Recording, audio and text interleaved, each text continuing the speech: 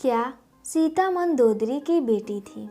रामायण की कहानी। रावण राक्षस कुल का था, इसलिए वह पूरे ब्रह्मांड पर राज करना चाहता था। वह सबसे ज़्यादा ताकतवर बनना चाहता था। यही लालसा लेकर वह एक बार भगवान ब्रह्मा की तपस्या करता है। उसकी कड़ी तपस्या से भगवान ब्रह्मा खुश हो जाते हैं और उसे वरदान मांगने के लिए कहते हैं। तब रावण भगवान ब्रह्मा को कहते हैं कि मुझे अमर होने का वरदान दे दीजिए। भगवान ब्रह्मा कहते हैं कि मैं तुम्हें यह नहीं दे सकता, इसके अलावा दूसरा वरदान मांग सकते हो। वरदान मांगता है कि मुझे सुर असुर नाग कन्या भूत पिशाच कोई भी ना मार सके, ऐसा वरदान दे दीजिए।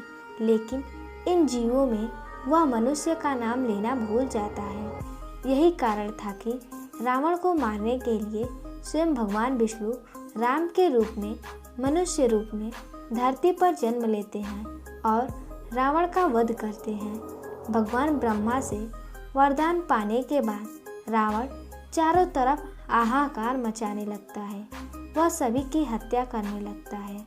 भूलवश उससे ऋषि मुनियों की भी हत्या हो जाती है। रावण को ऋषि मुनियों को मारना उचित नहीं लगता है, इसलिए वह ऋषि मुनियों के रक्त को एक कमंडल में इकट्ठा कर उसे अपने साथ ले जाता है। रावण जिसके कमंडल में ऋषि मुनियों का रक्त इकट्ठा किया रहता है, वह कमंडल ऋषि दृष्टद्युम्न ऋषि का होता है, जो चाहते थे कि माँ लक्ष्मी स्वयं उनके घर पुत्री के रूप में जन्म ले। इसलिए माँ लक्ष्मी को प्रसन्न करने के लिए वे प्रतिदिन कुश के अग्रभाग से एक कमंडल में मंत्रोच्चारण के साथ दूध की बूंदें डालते थे।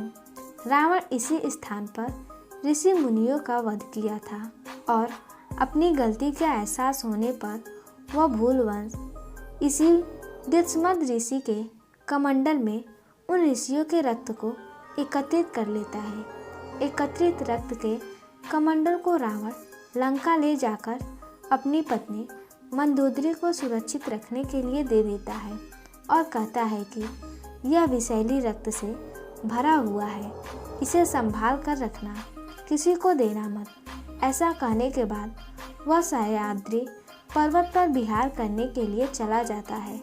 स्वयं की इस तरह उपेक्षा करना, रावण का विहार करने चला जाना मंदोदरी को अच्छा नहीं लगा और वह क्रोधवश कमंडल के रक्त को विष समझकर पी जाती हैं।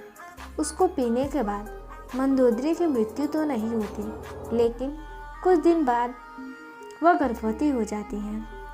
मंदोदरी को जब इस बात का पता चलता है तो वह बहुत घबरा जाती हैं। उसे लगता है कि अन्य लोगों को इसके बारे में पता चलेगा तब क्या होगा। वह अपनी पवित्रता पर कोई भी प्रश्न नहीं चाहती थी, इसलिए लोक लज्जा के डर से वह कुरुक्षेत्र की यात्रा का बहाना बनाकर कुरुक्षेत्र चली जाती हैं, जहाँ पर वह अपने भ्रूण को एक कलश में रख जमीन में दफना देती हैं। वही भ्रूण परिपक्व होकर एक बालिका के रूप में विकसित होता है। यह कलश राजा दशरथ को मिलता है और वे माता सीता को अपने घर ले जाते हैं और पुत्री के समान ही रखते हैं। इसलिए माता सीता को धरती पुत्री भी कहा जाता है। माता सीता धरती के कोख से निकलती हैं और अंत में जब 14 वर्ष के वनवास पूर्ण होने के बाद अयोध्यावासी माता सीता की पवित्रता पर प्रश्न उठाते हैं और फिर वह अयोध्या छोड़कर वन चली जाती हैं, जहाँ पर लव कुश को जन्म देती हैं और जिसके बाद लव कुश का भगवान राम के साथ युद्ध होता है।